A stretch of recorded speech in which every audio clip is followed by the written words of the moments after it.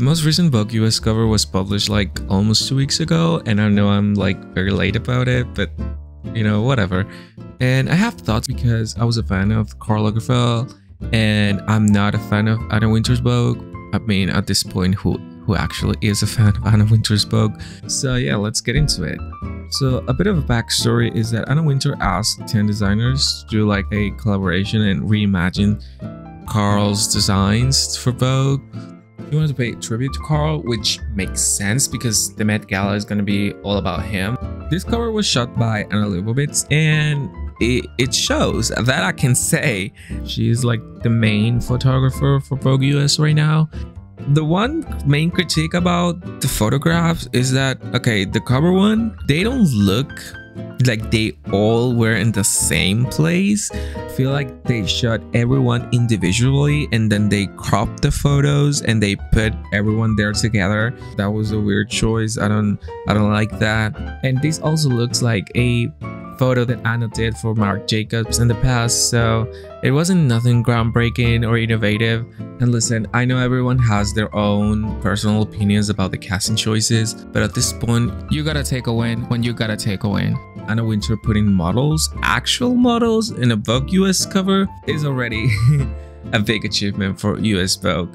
Because at this point, Anna Wintour could have just said, you know, bring Kristen Stewart or like Julianne Moore, Tilda Swinton, you know, just different couple celebrities that Karl loved, and that's it. And that's the Karl Lagerfeld tribute.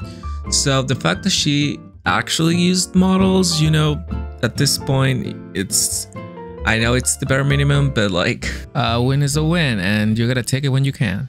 If you ask me who looked the best in the photo, who was the better pose, believe it or not, Candle 8, Naomi was good, Adud was good, Devon was good. The rest, you know, Shalom and Amber, they were cute. They were hugging each other. Natalia looks lost. Liu was there. Anak was there. And Gigi was like, she was trying her best. For the most part, most of the models that were featured in the cover make sense. Devon Aoki was like a big Karl Lagerfeld muse. Naomi, even though people don't like her, but she worked a lot with Karl, so like, you know, it's like fine. Natalia was one of Karl's greatest muses, so good.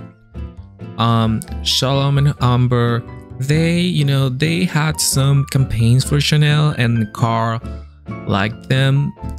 I thought it was one of the last favorite models from Karl, so also good.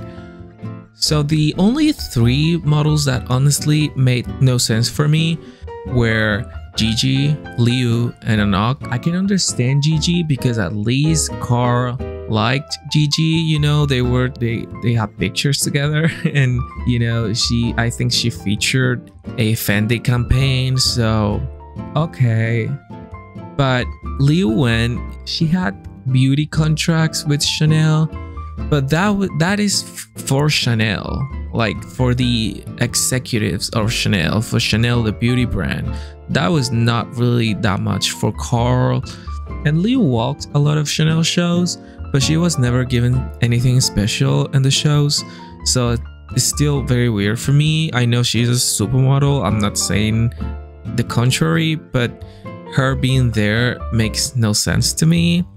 And the model that makes the least sense out of all of them is Anak. She made her debut almost at the same time Karl was no longer with us. I'm pretty sure Karl only saw her once or twice and that was it, and then he passed. So the only way to explain her presence is just that she's Anak Jai, she's the it girl right now, she's one of the best supermodels working right now, and they wanted to give her a new Vogue cover, which I don't begrudge. If you ask me who were missed on this cover, I would say the first one that comes to mind is Freja. You can also say Clara Schiffer, of course. Cara Delevingne, they didn't want to have her like twice in a row on the cover, which they could have done it. I don't see a reason why they couldn't have done that. Kristen McMenemy, Ines de la Frisson, Carmen Kaz, Abilene Kershaw. you know, the last Karl's muses like Victoria and Luna. The frustrating part for me is that this could have been a good opportunity to give a lot of iconic models such as Olegwek, Mika Ramirez, Kirsten Owen their first Vogue US cover, and they missed it.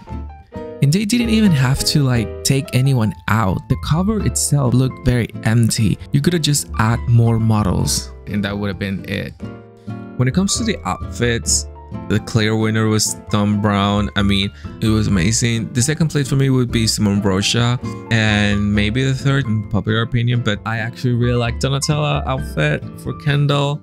I do not like Jun Takahashi outfit that he made for Leo Wen. I don't know, it was just so simple and pedestrian. The same thing for like John Galliano. I was surprised he's John Galliano and I was expecting for him to turn it up. Olivia Rustine was okay, it was suit. Chitose Abe from Sakai was good, but I don't know, I feel like I've seen this outfit on Sakai's runway before. It wasn't something that was like really impressive.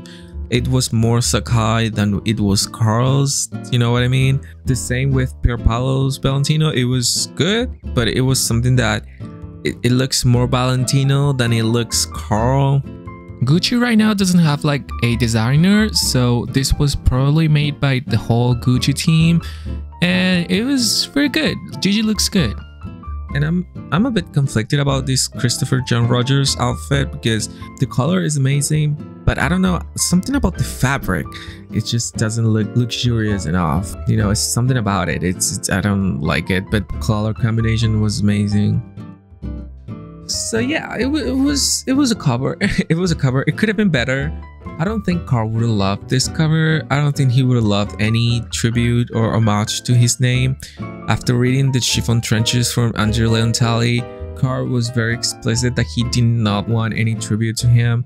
So, you know, Vogue is gonna Vogue. And looking forward to the Met Gala. I think it's gonna be a mess, honestly.